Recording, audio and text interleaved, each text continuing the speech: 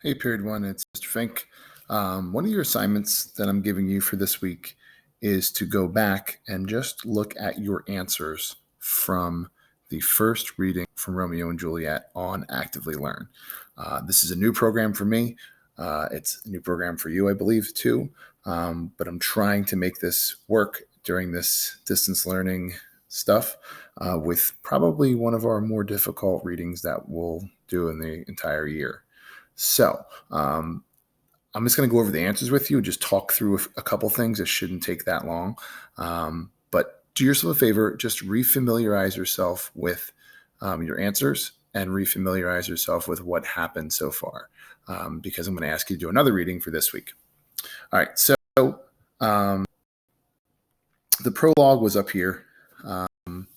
It's 14 lines, and it does give a brief summary of what's to happen. And some people always say, well, why would Shakespeare give away the ending with at the very beginning? I think that, the whole point of it is like, well, everything in between is the 2 hours traffic of our stage. So we know that Romeo and Juliet die. We know that their parents have been fighting, but we don't know how they die. We don't know the ins and outs and the details. That's what the 2 hours traffic, that's what the play is going to teach us. All right, so let's go through some of the questions. So I skipped question one, which is, do you understand what's going to happen? Do you know what happens to Romeo and Juliet? That was just pretty much an opinion question, some prior knowledge. But first question was, what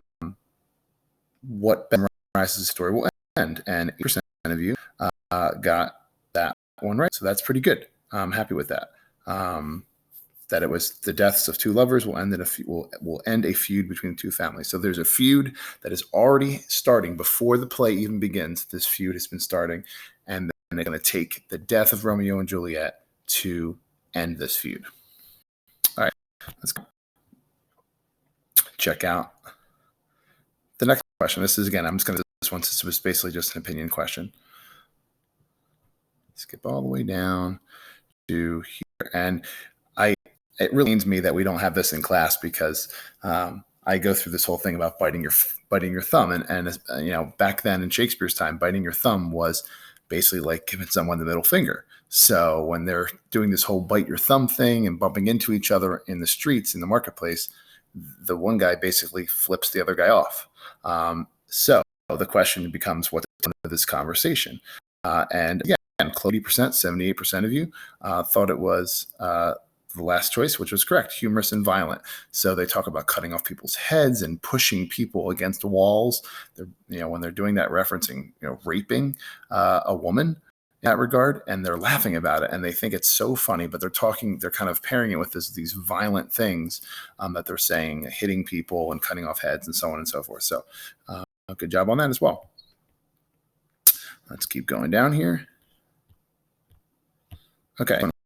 Which statement best summarizes how Benvolio and Tybalt serve as foils for each other in this scene? Now, you may not have known what the word foil meant, other than tinfoil, something like that. Foils are basically kind of like polar opposites, and they sort of play off of each other. So like the protagonist and the antagonist would be foils for one another. They both want almost the exact opposite thing.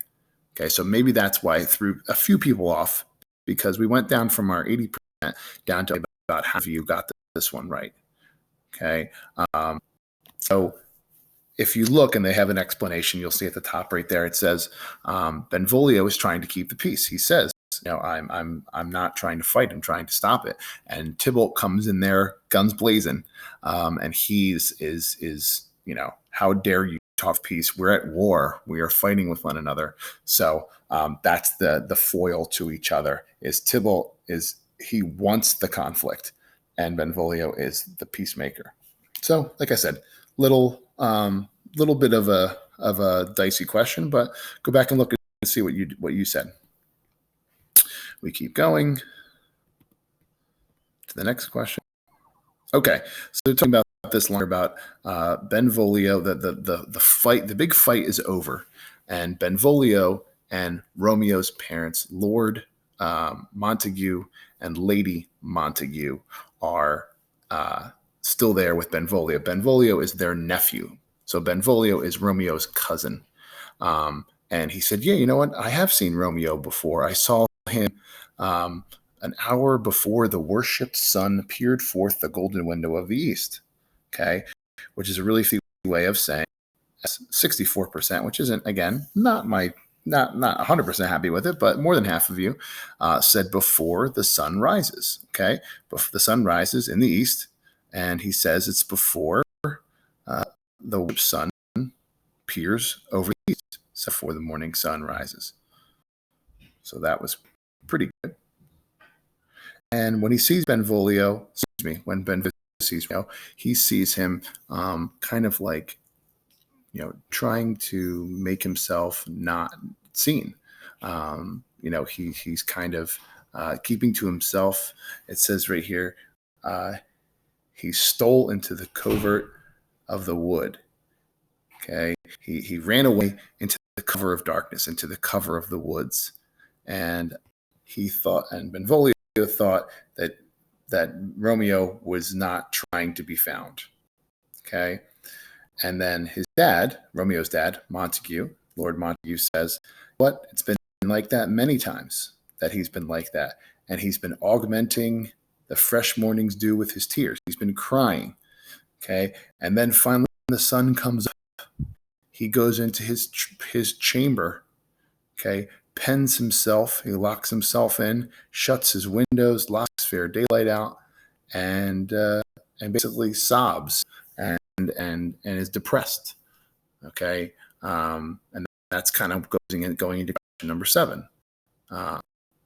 And how is he feeling? Again, most people got that it's not a happy time. Okay, most people got that he's definitely upset, but some people thought he was angry. But I don't know if many people cry when they're angry. So I think that the crying kind of leads you to believe that he's more sad than that. And then we're going to find out why he's sad. My own uncle, do you know the cause? Well, yeah, we don't know, his dad says. And Benvolio says, well, I'm going to find out. And then, oh my God, lo and behold, here comes Romeo. His parents leave. We skip down here. Okay. Again, this next question, you may not have known what antithesis was, but I think you know what the prefix anti means. And definitely know what oxymoron means. Okay. So he's listing all these oxymorons here. Feather, lead, bright smoke, cold fire, sick health. An oxymoron's kind of confusing, and he's throwing out these oxymorons because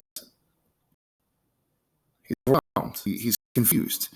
He doesn't really know what's going on.